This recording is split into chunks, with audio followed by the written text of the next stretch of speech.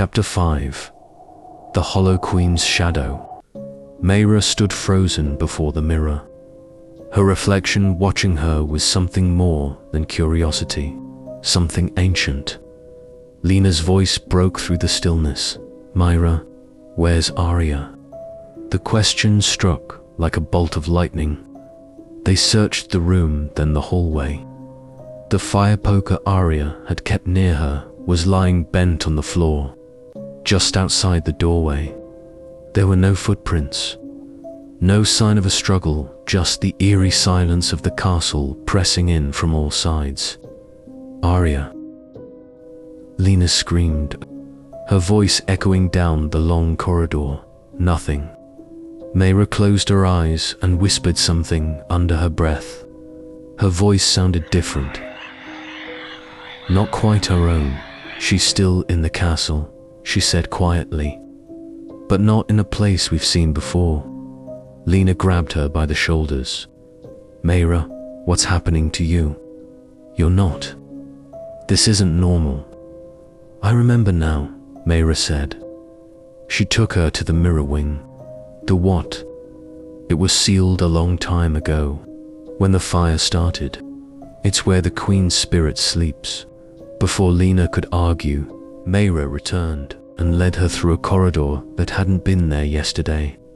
The walls here were black with soot, lined with broken chandeliers and paintings too burned to recognize. Behind a half-collapsed archway, they found a narrow spiral staircase descending into darkness. At the bottom, a hallway of shattered mirrors. Each mirror reflected strange things, not their faces, but old versions of themselves, crying, running, screaming. In one, Lena saw Arya pounding on glass from the inside. There, she shouted. They ran, following the image through the twisting corridor of reflections. The mirrors whispered as they passed, calling their names in hushed tones like a prayer.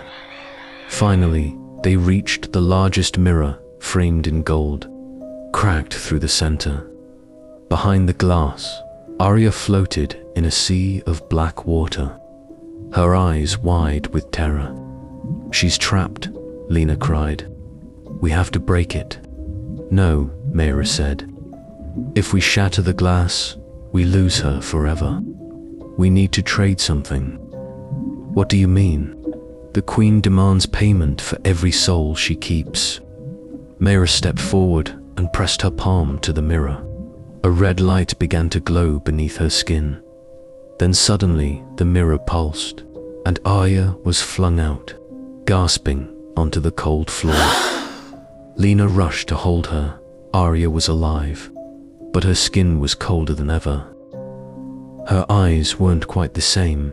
Behind them, the mirror went dark, and a voice whispered, One sister returned. One now belongs to me. Chapter 6. What was taken? The cold air clung to them as they stumbled back into the main chamber. Arya's breaths were shallow, her eyes unfocused. She hadn't spoken a word since the Queen's mirror had released her. Lena wrapped her in blankets and lit every candle she could find, desperate to bring some warmth back into her sister's body. But Mayra just stood near the window, unmoving, staring.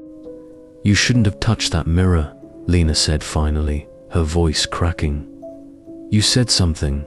What did you give her?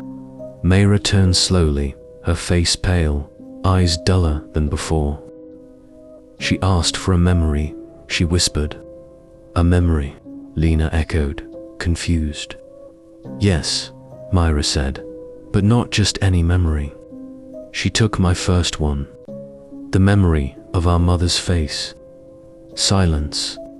Lena stared at her, horrified. I can't remember her anymore, Mayra said, tears forming. She's just gone, a shadow in my mind. No matter how hard I try to picture her, there's nothing. Just darkness. Arya whimpered softly in her sleep. Her hand twitched. I don't know what she took from Aya, Myra said, but something is missing. Lena knelt beside Myra and hugged her tightly. I'm sorry, she whispered. I didn't know it would cost you that much. Myra didn't cry. Her face was blank, empty. I would do it again, she said, to bring her back. That night, Myra dreamed again, but it didn't feel like a dream. She stood in the grand ballroom, once again restored to its ancient glory. Candles floated, music played faintly from invisible instruments, and ghostly figures danced in elegant silence. At the far end of the room stood a throne of twisted gold, and upon it, the Hollow Queen. Her gown was made of shadows, her veil fluttered despite the still air, and behind her, countless mirrors shimmered, each holding a face trapped within. She raised a hand, beckoning Myra forward. You gave me a gift, the Queen's voice echoed in Myra's mind. And so I returned the favor. Myra's body moved without her control. She walked to the center of the ballroom and looked into the mirror the Queen held in her lap. Inside it, she saw herself, but not her. It was the little girl version of her, standing in a field of flowers, holding her mother's hand. The image twisted. The mother faded into smoke, and the little girl began to scream. Myra woke with a jolt. Sweat covered her face, and her nose was bleeding. On the mirror across the room, 5 words were written in what looked like blood. The door will open soon, and under that, Only one may leave.